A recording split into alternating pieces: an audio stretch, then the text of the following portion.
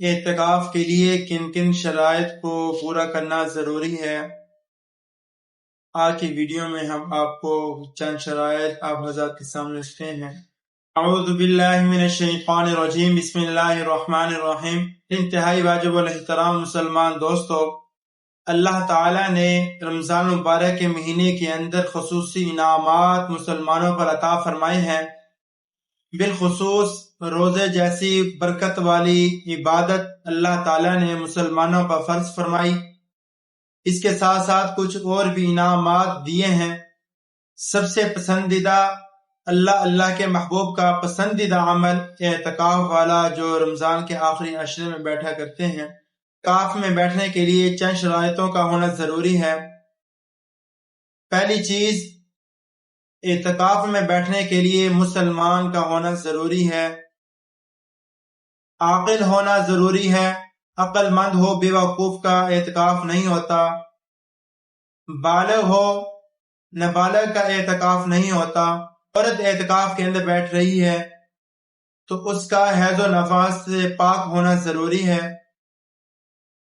اور آدمی کا جنابت سے پاک ہونا ضروری ہے۔ اور مرد کے لیے مسجد کے اندر ایسی مسجد میں بیٹھنا ضروری ہے جہاں اذان و اقامت اور باجماعت نماز ادا ہوتی ہے۔ عورت کے لیے ایسی جگہ گھر میں بیٹھنا جہاں وہ نماز پڑھتی ہیں۔ اگر جگہ مخصوص نہیں تو اعتکاف کے لیے مخصوص کر لینا۔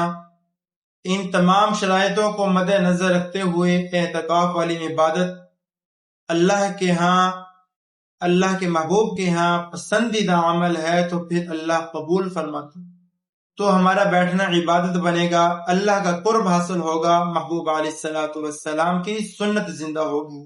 ان تمام شرائطوں کے علاوہ جو شرط ہے اعتکاف کے لیے وہ ہے روزہ۔ اگر انسان روزہ رکھ سکتا ہے وہی اعتکاف کے اندر بیٹھے۔ جو اعتکاف کے اندر بیٹھنے والا ہے اگر روزہ نہیں رکھتا اس کا اعتکاف بھی نہیں ہوگا، اس لیے کہ اعتکاف کے لیے جو سنت مؤکدہ ہے اس کے لیے روزہ ضروری ہے۔ اللہ تعالی ہمیں ان تمام شرائطوں کو پورا کرنے کی توفیق عطا فرمائے۔ کچھ اور شرائطیں ہیں، آداب ہیں، انشاءاللہ اگلی ویڈیو میں ہم آپ کو بتلائیں گے۔ اگر چینل پر نئے ہیں تو ہمارے چینل کو سبسکرائب کرنے کے ساتھ ساتھ ویڈیو کو لائک اور شیئر کریں۔